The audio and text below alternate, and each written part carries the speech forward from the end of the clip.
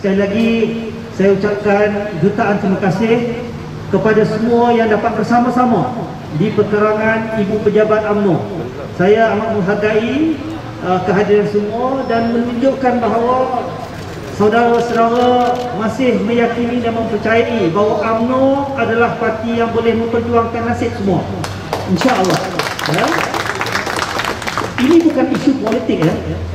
Saya banyak menjelajah ke negeri-negeri, ke bahagian-bahagian.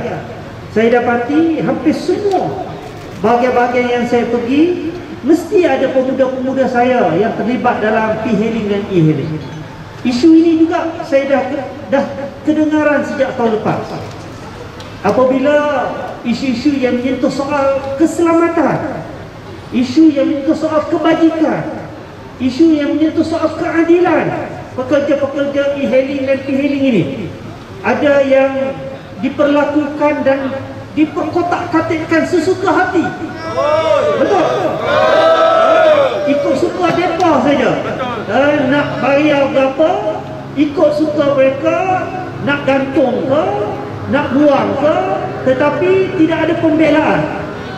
Bila kita bincang dengan NTUC, kita kaji dan kita teliti, ada beberapa perkara-perkara pokok yang menyebabkan perkara ini berterusan berlaku.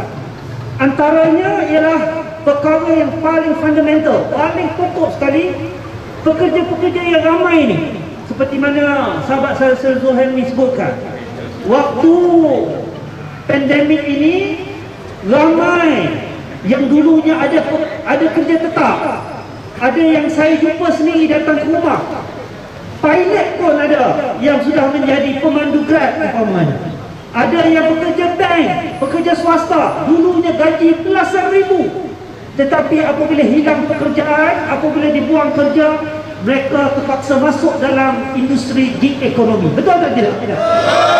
Sebab itulah dari segi data kita tak ada angka yang tepat mengatakan berapa jumlah. Kalau mengikut Grab itu, kalau saya dengar dalam interviewnya, ada yang mengatakan sudah mencecah 4 juta lah. Tetapi yang dalam apa yang penghantar beritahu saya, lebih kurang 700,000. Daripada 200,000 saja orang. Dan rata-rata anak-anak muda. Dan saya mendengar rintihan yang mesej kepada saya secara peribadi, yang mesej kepada pemuda UMNO, hari-hari ada saja yang kemalangan dan kehilangan jiwa di atas jalan. Betul? Dan rakan-rakan kita ini yang sudah menjadi arwah tidak terbela. Jadi kita tidak boleh memandang enteng perkara ini. Kita mesti membawa suara akar umbi, suara pekerja-pekerja dalam industri ini secara bersepadu. Maksud saya, kita banyak persatuan-persatuan ni. Kita banyak kesatuan-kesatuan. Kita banyak kelompok-kelompok. Kita mesti bersatu atas satu suara memperjuangkan hak pekerja-pekerja yang menjadi pekerja dalam industri gig ekonomi. Setuju? Tapi insya-Allah kami di Pergerakan Pemuda UMNO Malaysia mengambil tanggungjawab ini. Setelah kami berbincang dalam silsilah perbincangan dengan pihak NTUC, saya ucap terima kasih kepada saudara Kamarul yang datang bertemu kami di Pejabat Pergerakan Pemuda UMNO Malaysia. Mereka lah sebenarnya antara yang amat prihatin dan concern di samping penghantar.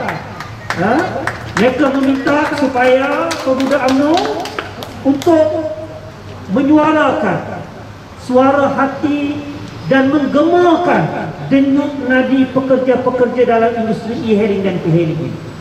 Saya sebagai Ketua Pemuda UMNO Malaysia memberikan komitmen 100% untuk memperjuangkan isu-isu anda semua sehingga ke peringkat yang amat berhormat Perdana Menteri dan Kerajaan. Kita tahu hari ini ramai yang meletakkan harapan apabila Perdana Menteri hari ini adalah daripada UMNO Barisan Nasional, dan kami pun sudah pun memberitahu dan memaklumkan secara asas kepada beliau dan beliau minta kepada pemuda UMNO untuk mendekati kumpulan ini supaya kita dapat menyelami dan menyantuni isu-isu yang terkait dengan perundangan. Sebab ini ada perkara yang melibatkan pindaan perlu dilakukan kepada akta kerja umpamanya. Ada perkara-perkara yang kita perlukan quick win, kita perlukan sekarang. Nak tunggu pindaan, kita tahu prosesnya akan mengambil masa. Tetapi kita tak boleh tunggu. Kerana saya tengok tadi ada peringkat sebut hentikan kapitalis.